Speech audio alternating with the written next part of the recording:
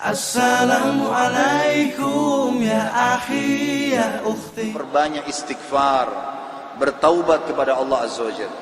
Karena ternyata yang banyak menahan rezeki adalah dosa. Dalilnya hadis Bukhari. Kata Nabi SAW, tidak ada satu kaum yang menahan zakat harta mereka, atau dalam riwayatnya dikatakan tersebar di tengah-tengah mereka zina dan khamr. Riwayat lain menjelaskan tersebar maksiat, kecuali Allah akan menahan rezeki dari langit, menahan hujan, nggak datang rezeki.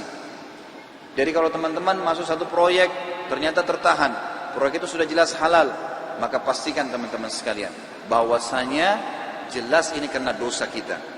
Jangan pernah salahkan orang, salahkan diri sendiri. Tidak ada istilah dalam Islam teman-teman sekalian rezeki kita diambil orang lain. Saya ulangi, tidak ada dalam Islam istilah rezeki kita diambil orang lain. Demi Allah nggak ada. Kalau ada di benak anda saat ini, hilangkan itu. Pernah ada seorang pengusaha masih muda di Surabaya, waktu saya sudah jelaskan tema tentang kenalilah Tuhanmu kau akan bahagia, masalah tauhid, pengenalan Allah. Dia datang kepada saya lalu dia mengatakan, Ustaz, saya sama teman-teman saya ini semuanya pengusaha. Ada 4-5 orang. Kami sama-sama masuk, semua punya perusahaan, sama-sama masuk ke satu proyek. 4 teman saya semuanya dapat, Ustaz. Saya sendiri nggak dapat. Dan kalau dilihat dari sisi ibadah, saya lebih baik daripada mereka. Karena saya hadir pengajian, mereka tidak. Saya tahu mereka. Saya sholat, mereka tidak sholat. Bagaimana memahami ini supaya saya tidak sangka buruk dengan Allah? Apa jawaban saya teman-teman sekalian? Satu kalimat, belum rezeki anda. Bukan rezeki anda. Kalau sudah rezeki anda sampai pasti. Nggak mungkin tidak. Nggak ada ceritanya orang lain ambil rezeki kita. Nggak mungkin. Mustahil. Jadi kan? Ibnu Qayyim rahimahullah teman-teman pernah melihat seekor ular buta di sebelah dia lagi jalan. Ular buta ini kelihatan kena selaput matanya warna putih. Lewat di dekat Ibnu Qayyim. Ibnu Qayyim lihat, kebetulan dengan hikmah Allah. Lalu dia bilang, ular ini buta. Terus tiba-tiba dia bilang, saya bicara dengan diri saya sendiri, saya ingin tahu bagaimana Allah Azza wa Jalla memberikan makan ular ini. Ibnu Qayyim diikuti ular tersebut, ular itu berjalan. Bisa saja dimakan oleh hewan yang lain, tiba-tiba diserang. Tapi dia jalan, makhluk Allah, jalan di muka bumi. Allah SWT penciptanya. Lalu kemudian tiba-tiba dia dapat sebuah pohon, dia naik ke atas pohon itu. Sampai dia naik ke dahan, Ibnu Qayyim bilang, saya angkat kepala saya ke dahan itu, saya temukan di situ ada seekor burung kecil yang lagi bersihkan sayapnya. Burung ini karena asyik membersihkan badannya, dia tidak tahu kalau ada ular sebelahnya. Ular karena buta matanya tidak tahu kalau ada burung itu. Tapi ular ini cium bau burung, tiba-tiba diterkam sama dia, lalu dimakan burung itu. Kata Ibnu Qayyim, subhanallah, yang telah memberikan makan ular yang buta matanya. Coba bayangkan teman-teman sekalian. Berapa banyak miliaran makhluk Allah berikan makan. Bagaimana bisa anda mengeluh mengatakan tidak dikasih rezeki sama Allah? Tinggal bergerak. Seorang ulama yang lain pernah selesai kebun kurmanya dibersihkan. Dia capek sekali. Dia keluar dari kebunnya. Dia lihat di depan kebun, sebelah kebunnya ada sebuah sungai luas. Dia duduk di atas sungai itu. Di pinggir sungai itu maksud saya. Duduk di pinggir sungai. Lalu ada satu batang pohon di atas air lagi mengapung. Di atasnya ada burung bangau, kakinya patah, matanya buta. Di atas batang pohon. Orang ini bilang, saya ingin lihat bagaimana Allah Azza wa Jalla memberikan rezeki burung ini. Dari kejauhan tiba-tiba setelah beberapa saat ada burung elang datang, mencengkram ikan di situ, dekat situ diambil, kemudian ikan, begitu dia naik, burung elang ini lepas cengkramannya. Dengan hikmah Allah. Lepas cengkramannya, jatuh ikan itu subhanallah di depan burung bangau yang buta di atas batang pohon. Bukan jatuh lagi ke air, jatuh ke situ dengan hikmah Allah. Burung elang pergi tidak ambil lagi, burung bangau cium bau ikan tinggal turunkan kepalanya makan. Selesai konsepnya. Berapa banyak kejadian seperti ini teman-teman sekalian. Kenapa harus ragu bahwasanya Allah SWT akan memberikan kepada kita rezeki? Maka harus difahami poin-poin seperti ini. Rezeki akan tertahan dengan dosa. Maka kalau ada sesuatu yang masih tertahan dan kita sudah tahu konsep, pahami kalau itu mungkin bukan rezeki kita, tapi tidak ada masalah, kita hubungkan dengan bertobat kepada Allah. Bisa saja mungkin karena ada dosa kita. Pastikan teman-teman, kalau ada seseorang berzina di malam harinya, besok akan banyak kendala-kendala di kantornya, di usahanya, atau dia berdusta, pasti ada masalah. Pasti, tidak mungkin tidak. Saya yakin teman-teman mungkin punya pengalaman kalau dalam masalah seperti ini. Artinya kalau ada dosa pasti akan nyangkut tuh, ada masalah. Kalau tidak terbuka, mengalir seperti air. Saya temukan ulama-ulama di Saudi, Masya Allah, hidupnya dari pagi sampai malam teman-teman sekalian, semuanya ibadah. Majelis ilmu, dari majelis ilmu ke majelis ilmu, dari masjid ke masjid. Gak pernah terputus rezekinya. Saya tahu guru saya Syekh Saleh Suhaimi, beliau pengajar di Masjid Nabawi, dan salah satu istri beliau adalah salah satu akhwat kita yang pernah ikut pengajian saya kuliah di Unhas dari daerah Buton. Sekarang sama-sama beliau di Madinah. Sudah lebih dari 10 tahun, Masya Allah, rumah tangganya sudah dikurang 1 orang anak. Beliau ini buta matanya, subhanallah. Tapi hafal 30 juz Al-Quran. Jadi ulama besar, banyak kitab-kitab yang dihafal oleh beliau. Termasuk orang kayanya Madinah, banyak. Rumahnya di Madinah mewah sekali, besar, gitu kan? Kemudian juga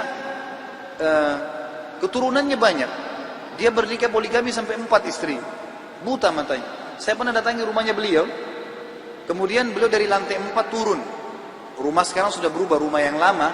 Beliau pernah ngontrak satu building besar, ada beberapa rumah. Itu beliau turun dari atas. Dengar saya datang, beliau turun. Tidak dipegang sama siapapun. Buta matanya, turun sendiri dari tangga. Orang turun seperti bukan orang buta, subhanallah. Jalan kemana-mana di Indonesia, saya masukkan, dia bilang sama saya, Khalid, saya mau nginap di hotel, tapi hotel yang bagus.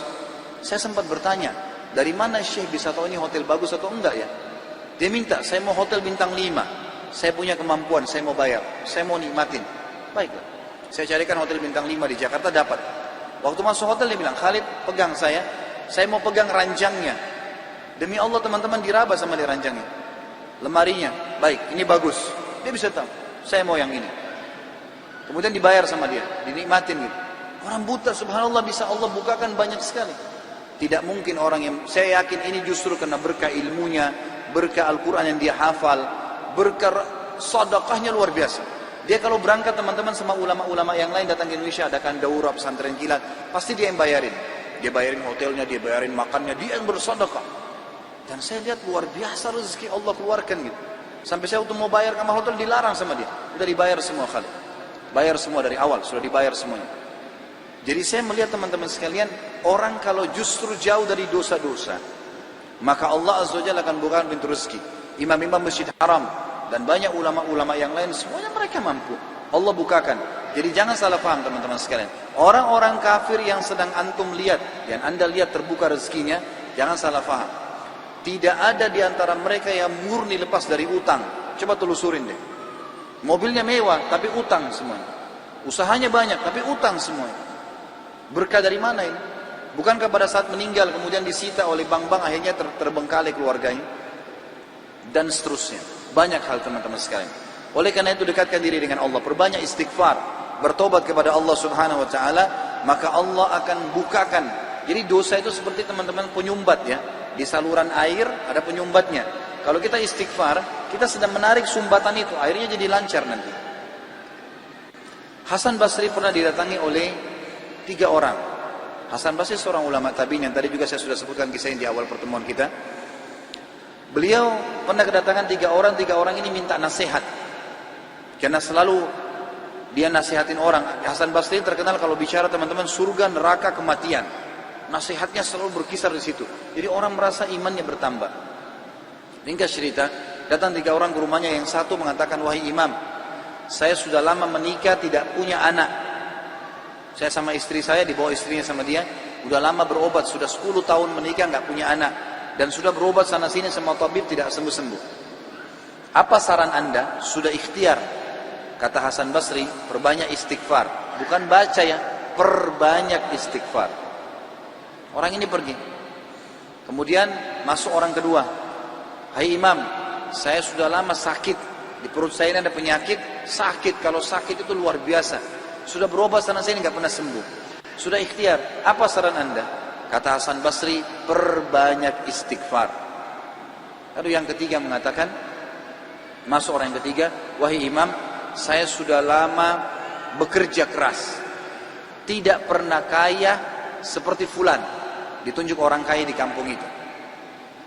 Maka saran anda apa? Dia bilang perbanyak istighfar. Perbanyak istighfar. Maka pada saat itu teman-teman sekalian, waktu sudah pulang semua, istri Hasan Basri tanya, kenapa tadi 3 orang ini pulang semua? Ada beberapa athar menyebutkan murid-muridnya yang bertanya, gitu kan? Kenapa anda cuma mengatakan istighfar? Kenapa anda tidak pandu mereka? Mungkin yang satu butuh modal, yang satu butuh tabib, dokter, satu butuh obat mungkin. Kata dia, tidakkah kalian sudah dengar kalau mereka sudah ikhtiar, tinggal ada penghambatnya nih, dan penghambatnya adalah dosa-dosa mereka. Dan Allah sudah berfirman dalam surah Nuh, surah nomor 71 ayat 10 sampai 12. A'udzubillahi minasyaitonirrajim. Nabi Nuh berkata kepada kaumnya, faqultu astaghfiru rabbakum innahu kana ghaffara. Aku berkata kepada mereka, Nabi Nuh berkata kepada kaumnya, istighfarlah kalian, mohon ampunlah pada Tuhan kalian, karena dia maha pengampun, dia suka kalau kalian tobat tuh. Ayat 10, ayat 11-nya, yursilis sama alaikum midrara. Mereka atau pasti Allah akan turunkan dari langit hujan yang lebat. Dan kita tahu hujan adalah sumber kehidupan manusia. Makna letter-letternya, makna tadabburnya adalah, makna tafsirnya, dia akan turunkan dari langit rezeki-rezeki yang midrar. Midrar itu bertubi-tubi. Ayat 12-nya, wa yumditkum bi amwalin wa banin wa yaj'al lakum jannatin wa yaj'al lakum anhara. Dan pasti dia akan memperbanyak buat kalian. Yumdit, mad ini artinya mendobelkan, melipat gandakan. Dan pasti dia akan melipat gandakan, menambahkan buat kalian keturunan, harta-harta, amwal dan keturunan. Serta dia akan melebatkan kebun-kebun kalian dan akan memperbanyak ya sungai-sungai kalian, sumber air kalian.